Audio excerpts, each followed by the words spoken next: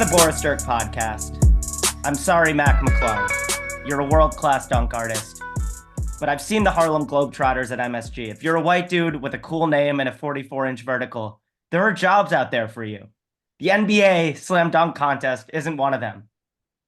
We just finished All-Star Weekend of 2024. Max and I are going to get into some of the comical, as always, All-Star Weekend etiquette we've witnessed, and then some larger questions about players in the league at large. Max, how are you? I'm good. I watched the All-Star game at a sports bar. It was exciting for maybe a grand total of 2 minutes. Uh, but I'm happy that we're back to real basketball in a few days. We're gonna have to figure out how to get through the next few days without actual NBA games to structure my evenings. But the All-Star weekend as a whole, definitely disappointed. The highlight was Steph versus Ionescu for sure.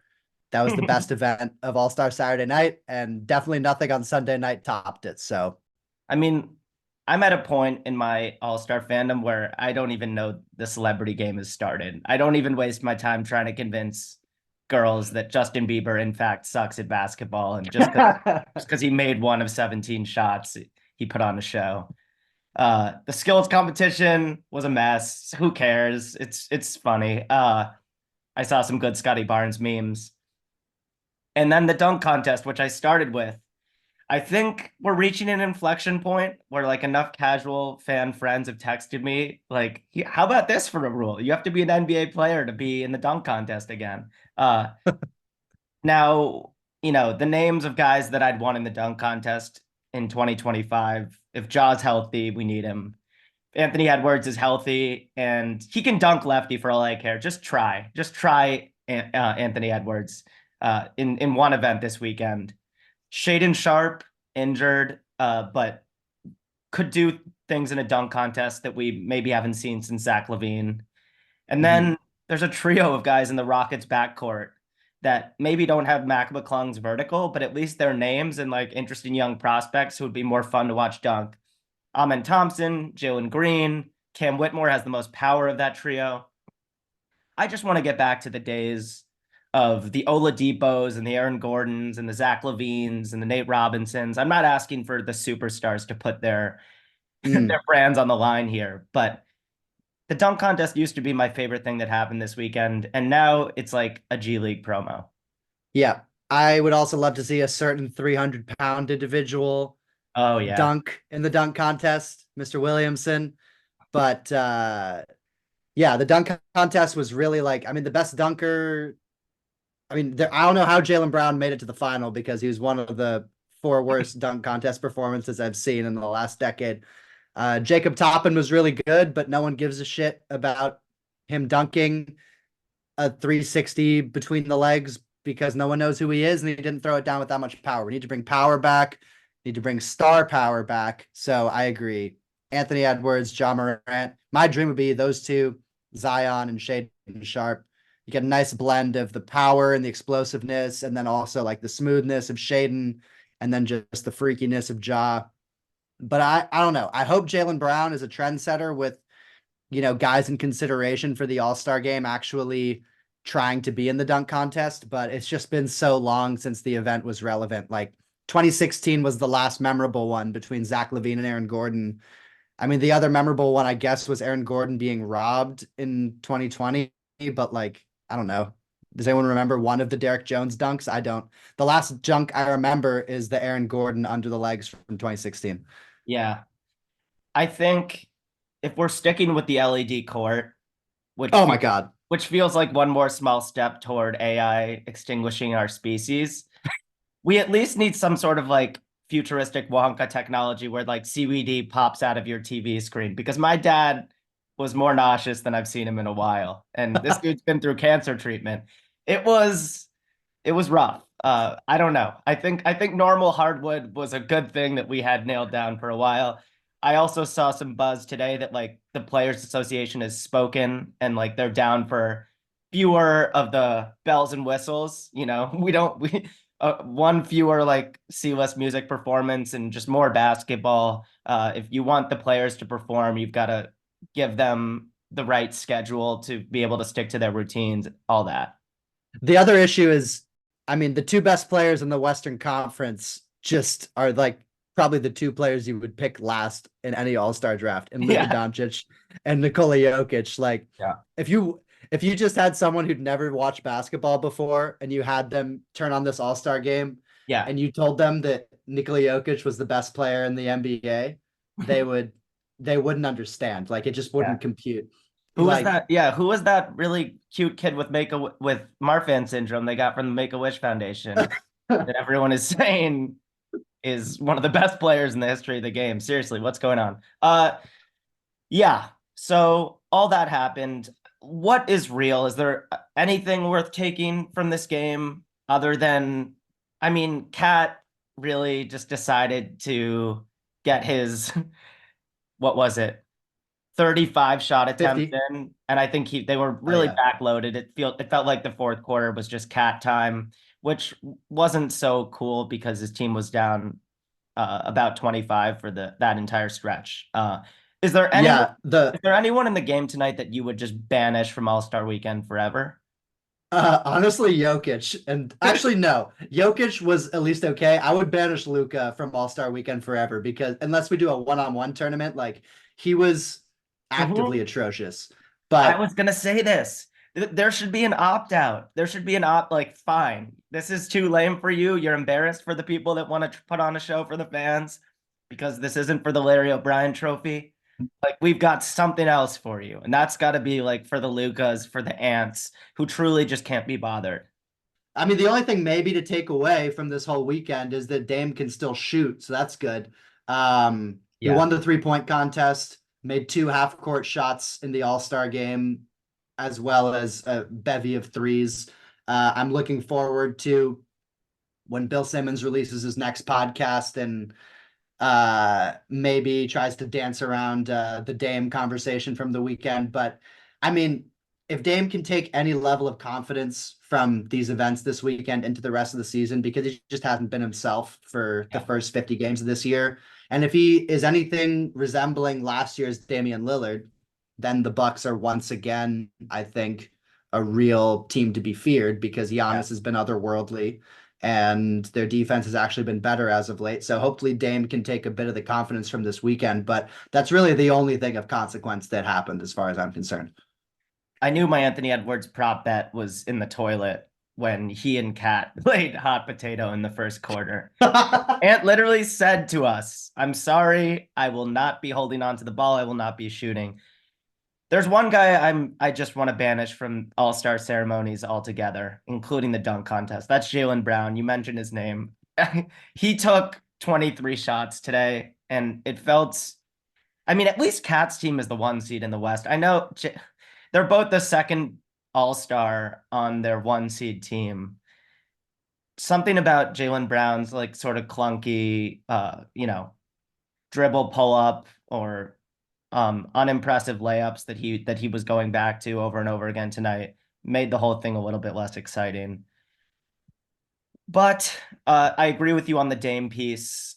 Dame is the kind of guy you do want still believing that he is that dude. So I think it's a good sign for Milwaukee that he's pulling up from half court, that he wants the spotlight on a night like tonight. He isn't at a point in his career like Clay where like I want Dame to think less of himself, kind of understand the role he fits in at this point in his career. Like we need Dame time, believing Dame time is still going. And so that was a good sign for them. Other than that, this feels like an absolute throwaway of an all-star game. But it did make me think a lot because I couldn't stop thinking about the Wolves, the spectacle that the two Wolves all-stars put on for us today, and refusing to participate in the game, literally walking back. There were often four Western players playing defense because Ant was just moseying back, kind of talking to people on his left and right.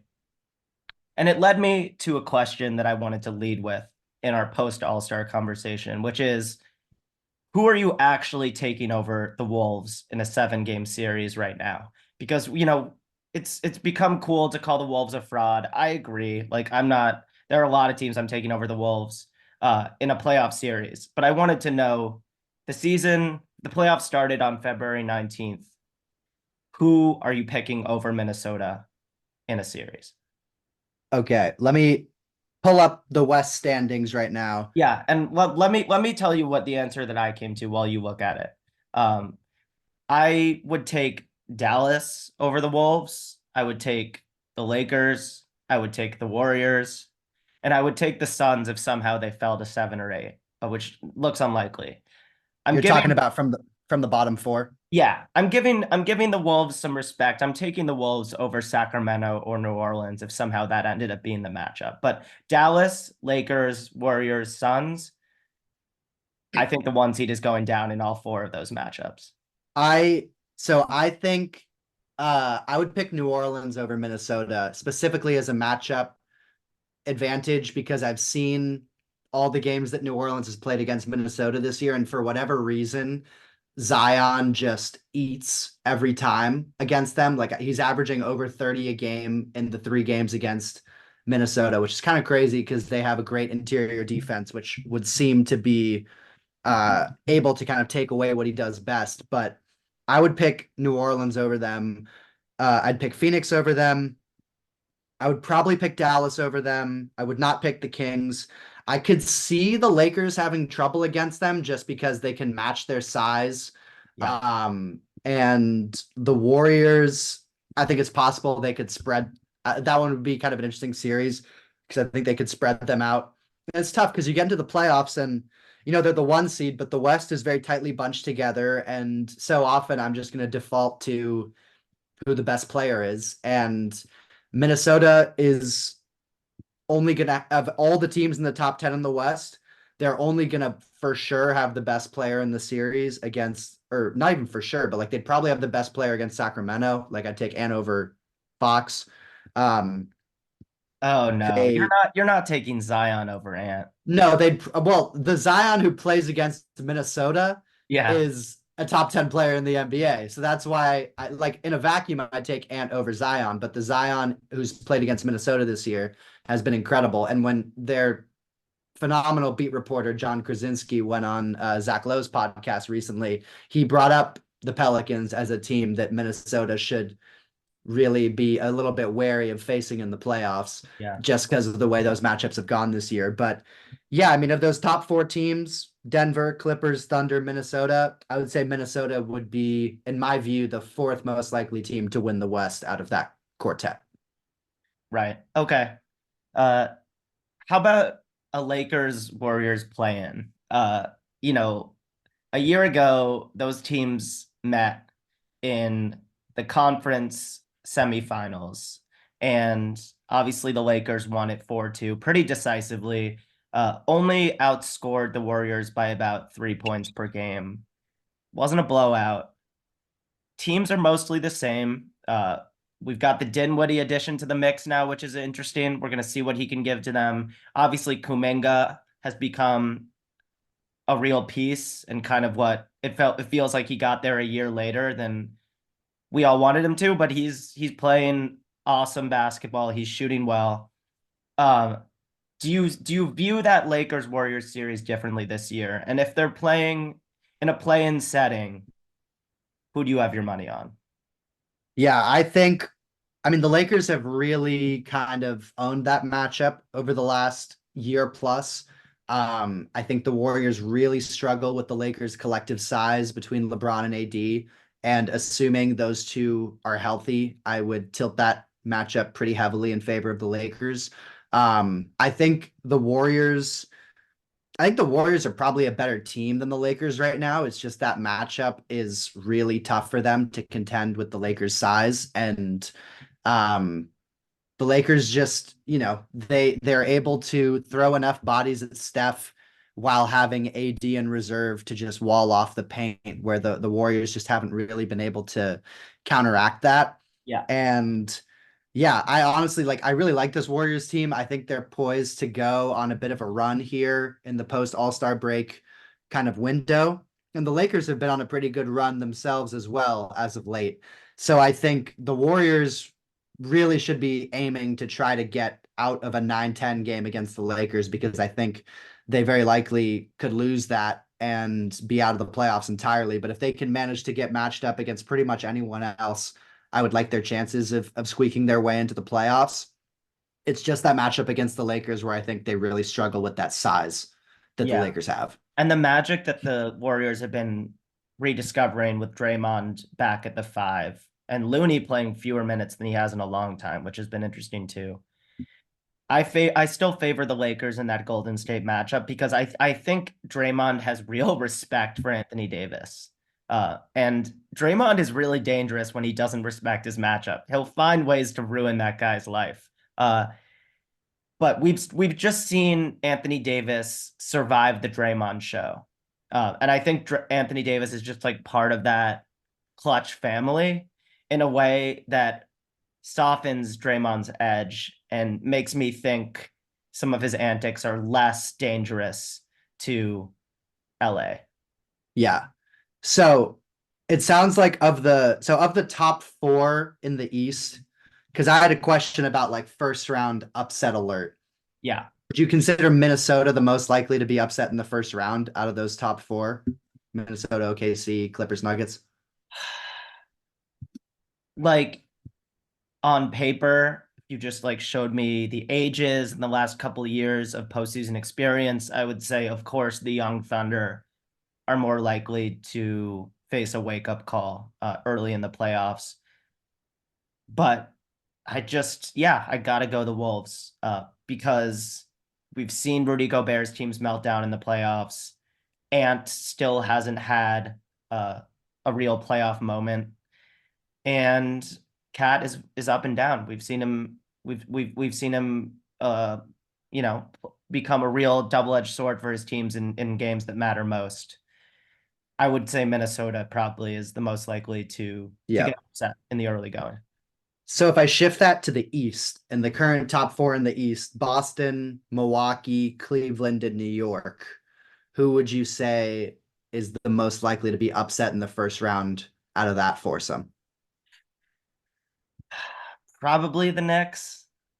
Yeah, I just it's a real indictment on Giannis's legacy if they don't win at least a round or two this year.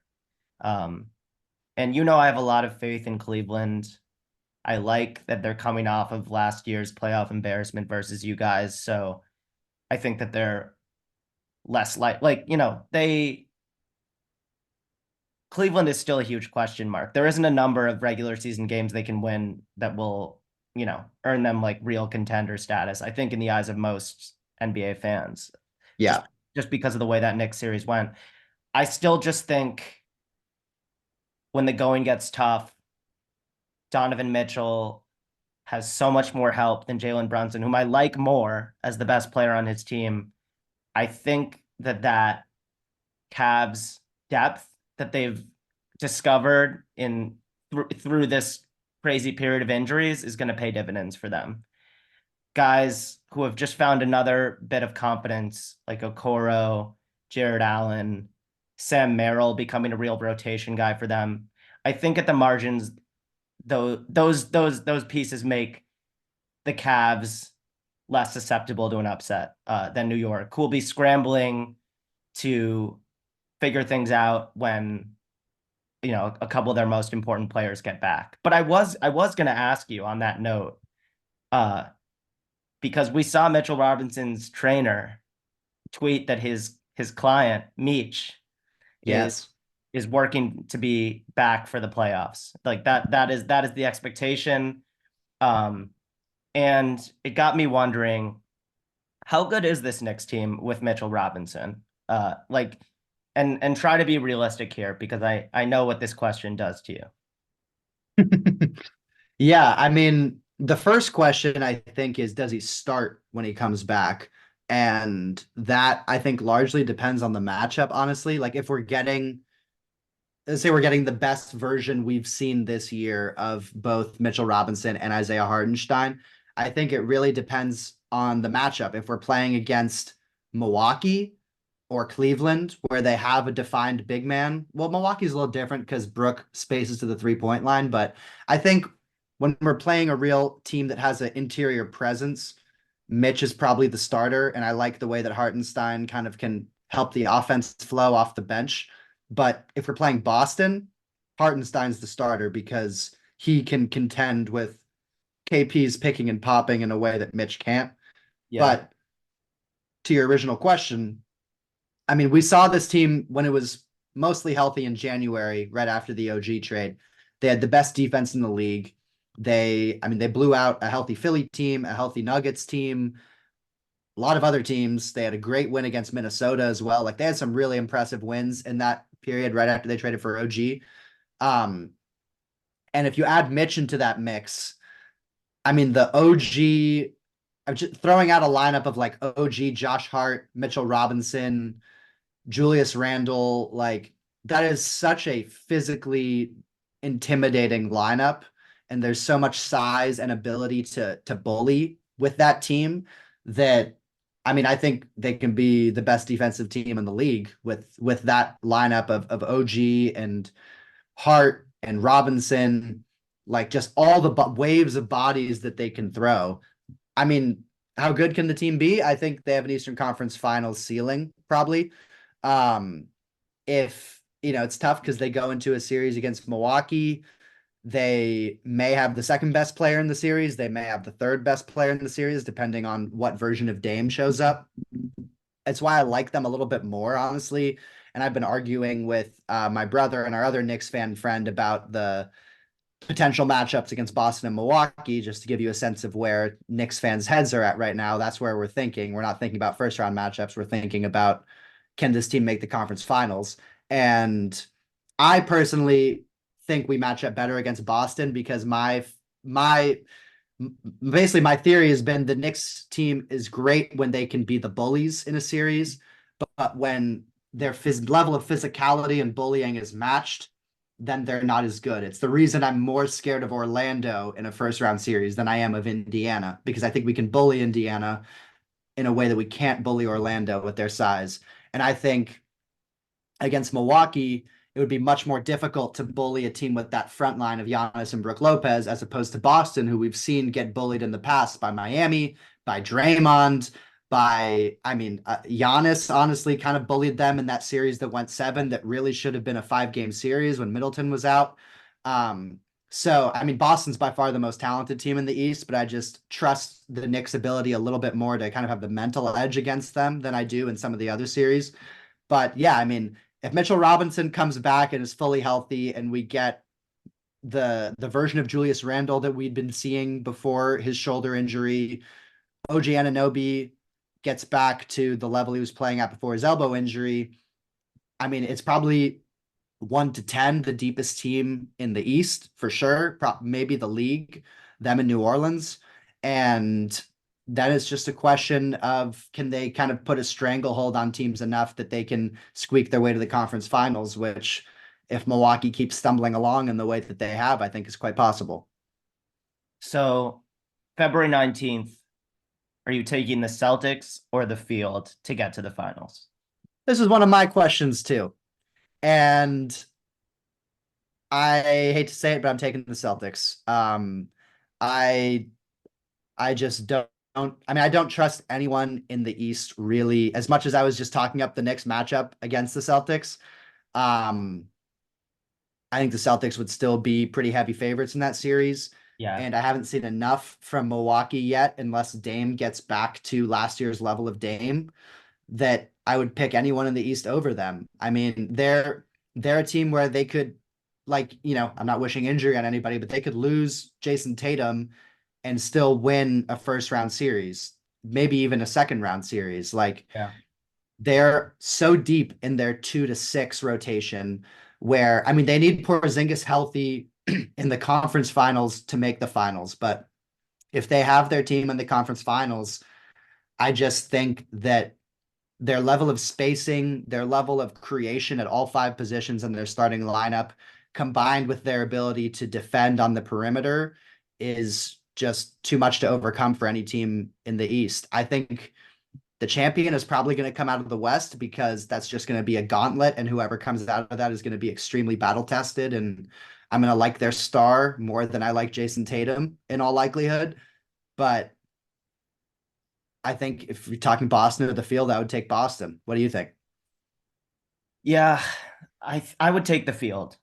And that's just mixing together all the odds of like Darius Garland hitting his stride again, uh, Evan Mobley continuing to impact winning the way he does for them. Dame father time losing to Dame time in Milwaukee. It's mostly those two teams. Embiid comes back. Obviously, the Sixers are a tough series for anyone. I have my questions about playoff Embiid, but it's still Embiid. So I'd go the field. Miami lingering in the background, just hoping that every single podcast writes them off as a real contender. So for me, it's got to be the field. One thing I've mentioned previously here too is the interesting breakout of Dante DiVincenzo and like what that means for the Knicks' closing five.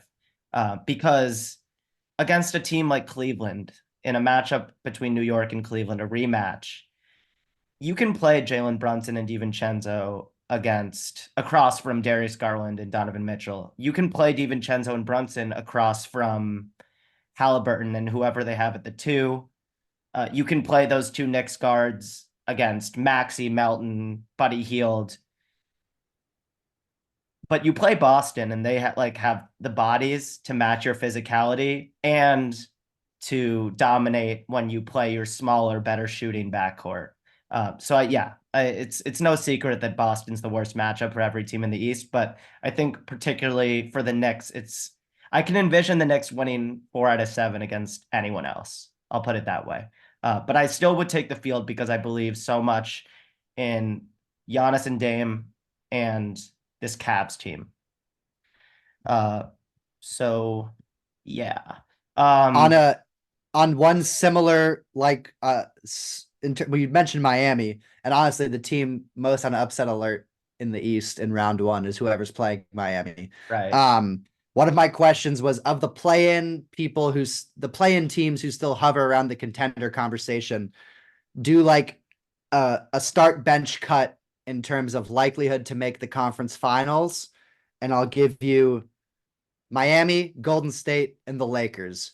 Rank them 1, 2, 3 in terms of who's most likely to make the conference finals. I think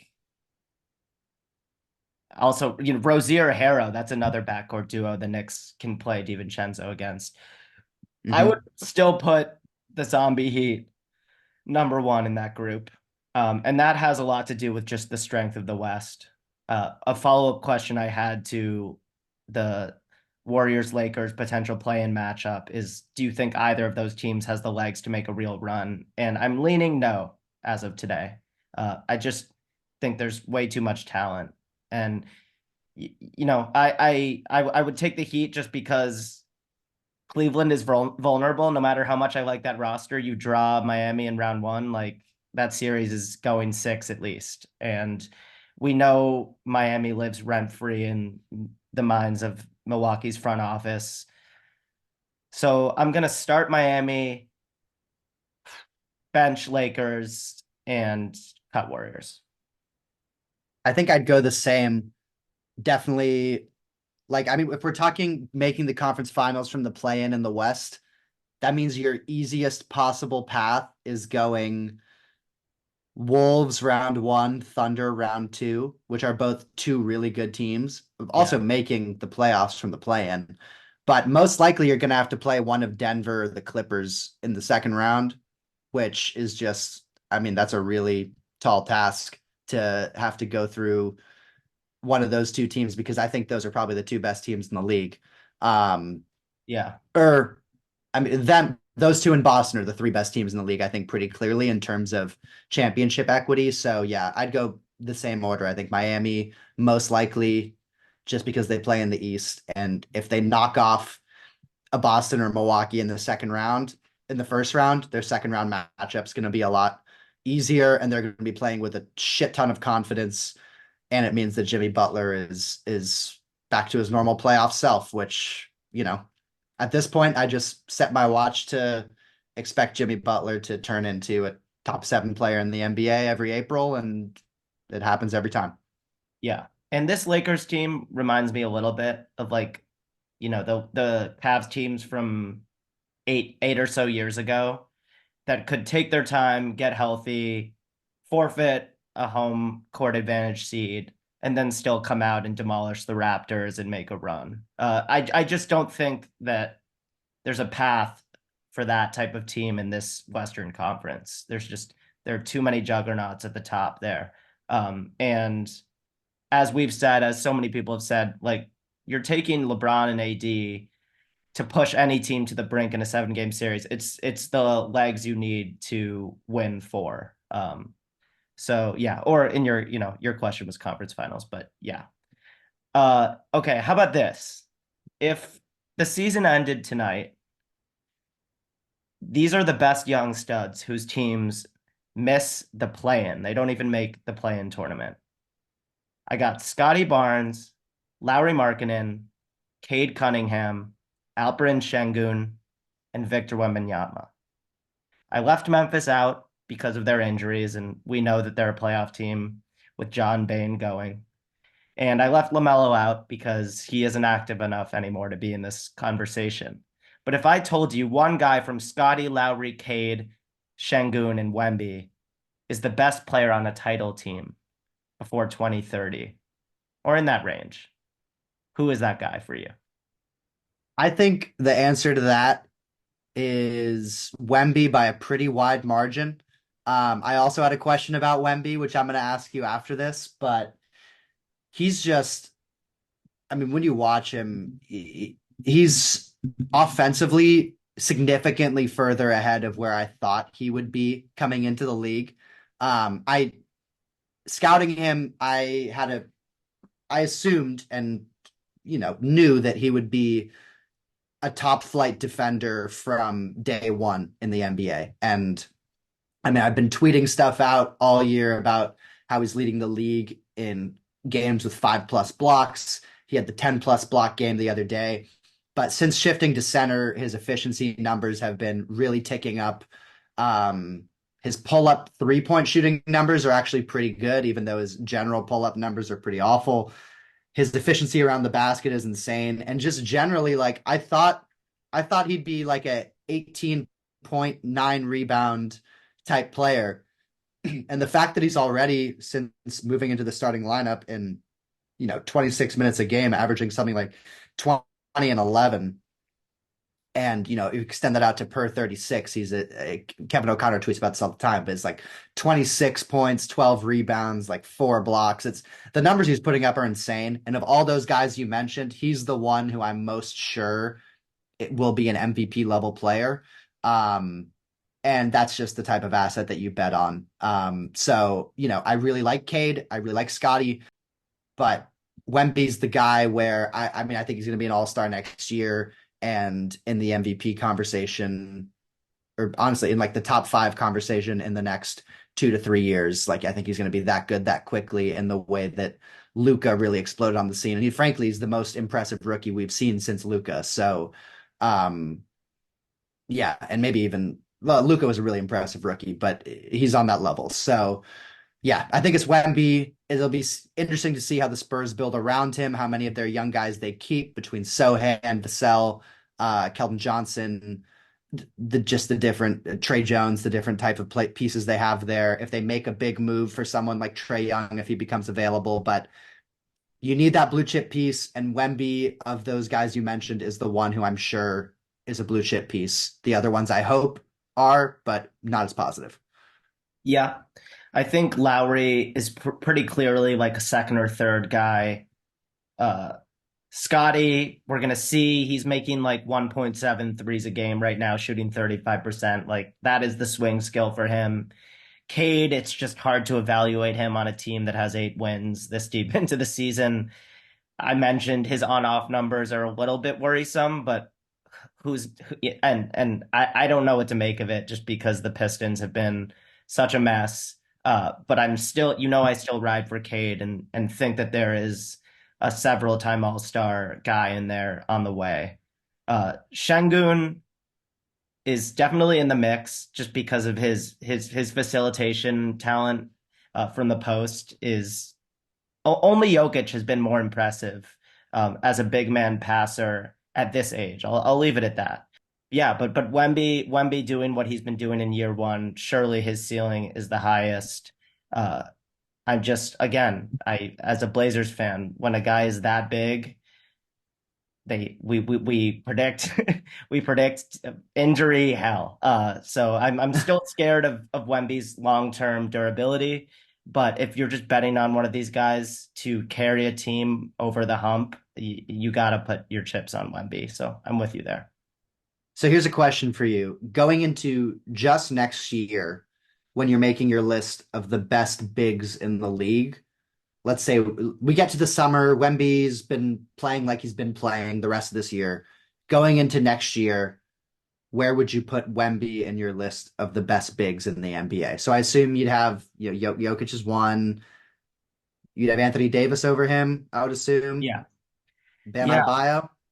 definitely have Bam above him. I mean, it's Jokic, Embiid, Bam, and then I'm open to the Wemby conversation right away. Yeah. Who else is even in the mix there? I mean, obviously neither of Minnesota's bigs. I think Wemby's going to be better than both of them next year, the way he's playing down the stretch Mhm. here. Um, Şengün, I think Şengün has been close to Wemby this year. That's an interesting conversation. I would need to do a deeper dive on Şengün's defense. Don't watch a ton of the Rockets right now. But yeah, it's like after that three-headed consensus big best bigs trio, I think Wemby has a chance. And Wemby could be in that conversation by the end of next year. That's how quickly he's improving. Yeah. Sabonis is someone who right now is better than him, but like next year, I may rather have Wemby already, even though Sabonis is a triple double machine, but just Wemby's impact on defense, how quickly Yeah. he's improving on offense, And is it's just the wild. classic semi unfair conversation that ends with let me spin the wheel on year two Wemby over Sabonis, who we've seen be really limited in playoff settings. If we're talking regular season wins, I still think Sabonis has a couple more years of being more valuable than Wemby. But Wemby's jump shot and the way that his defensive presence alters the geometry of the court, I think is just something worth worth seeing in the playoffs. And yeah, I'm Sabonis is going to have to do some postseason stuff this year to convince me that Wemby isn't already a more interesting playoff asset. Yeah. All right. We've had a lot of overlap in our questions. I've got one more that hasn't really been covered, but if you have a few more, you can ask one of yours first. No, I'm all out, so hit me. So honestly, this is a little similar to some of the discussions we've had, but just looking at some of the kind of blue chip young assets from the last three, four drafts, how would you rank the following five players? And I probably should have sent you this list ahead of time, but I'll repeat it a couple times. So you have Paolo and Chet from the 2022 draft, Cade, Scotty from the 2021 draft, and Anthony Edwards. How would you rank those five going forward? I think I would go Ant number one. I would go Ant number one because of his two-way leap this year. I'm still not sure what Scotty's jump shot will look like in the future. I still haven't seen Cade carry his team through a regular season of significance. I think that Chet offensively was so strong early on in his fake rookie year that we got a little bit carried away, and Chet's going to need a little bit of time to reach his offensive ceiling, which still is probably like the second or third option on a really good team. And then it's for me, it comes down to Paolo or Ant, and I'm going with Ant for the shooting. Um, just watching Paolo in the All-Star game today, like his shot doesn't look broken, but it also doesn't look consistent. And Yeah. I love his confidence this year. Like he's been launching threes, and as I mentioned, that's a really good sign. But Ant, who's like the same age as all of these dudes, is just a way more polished scorer, and I have more faith in time that Ant will be the best go-to option on a playoff team. Yeah, I'd go Ant one, Paolo two. I think those are my pretty clear top two. Um, Ant, I think I can very clearly see the path to him being a top five MVP candidate. Paolo, I love his potential as a primary creator and his size, his ability to pass, his ability to get wherever he wants on the court with very few players in the NBA being able to hang with him physically. If the three ball just gets to a passable level, which I think I trust it will, like he seems like he approaches the game the right way, and it's already at a point, and his mid-range jumper's already at a point where I trust that that touch can be extended to three, and that's kind of what I trusted when I was scouting him initially in college as well, that I would put him number two. It Yeah. gets interesting between Chet and Cade. I think I would have Scotty as the clear five among that group. I like Cade's ability as a shot creator, both for himself and others off the dribble, a little bit more than Scotty long term, though Scotty's the better player right now, as evidenced by him being in the All-Star game and Cade not. But Scotty, I would probably put it five long term just because I don't think he has the potential to be a true, really good number one in the way that Cade does. Chet is going to have an argument as like a elite of the elite number two. And by the way, he might be an elite number two as the number three on Oklahoma City because he also has Jalen Williams on his team. But I think Chet Cade, I could hear arguments either way. It really depends what kind of team you're trying to build. As your best player, you might rather have Cade, but Chet might be the better complementary piece. So I could sort of see that going either way. But I think I'd go Ant Paolo and then Chet or Cade, and then Scotty is five. Yeah, my first inclination is to say that like Ant, Cade, and Chet, you can slot into any roster, and because of their spacing abilities and the way they fit in defensively, you can plug and play those three on any team. Paolo and Scotty fall into this interesting category of like large creators we know can be really good offensive engines for their team already. Uh, but maybe you need to structure your roster a certain way to put those guys in the best position to succeed. I'm intrigued by Paolo's Team USA stuff from like last summer, where he was playing a lot of small ball five, kind of operating as a short roll wizard for them, which makes me think maybe I'm shortchanging Paolo and he can fit into multiple roles. And they ask a lot of him in Orlando right now. But yeah, I think it's just the mix of Ant being able to play on any team and he's been the best player on the one seed in the West. He's my easy number one. Yeah. Those are all my questions for the stretch run here. Yeah, it's been a bit of a lull, I feel like, over the last month or two since the in-season tournament ended, and certainly this All-Star game didn't generate much excitement for this season, but I do really think the next couple months are going to be pretty awesome as teams kind of jockey and get healthy again, especially the Knicks. Show me a Cavs Thunder finals, something wild like that.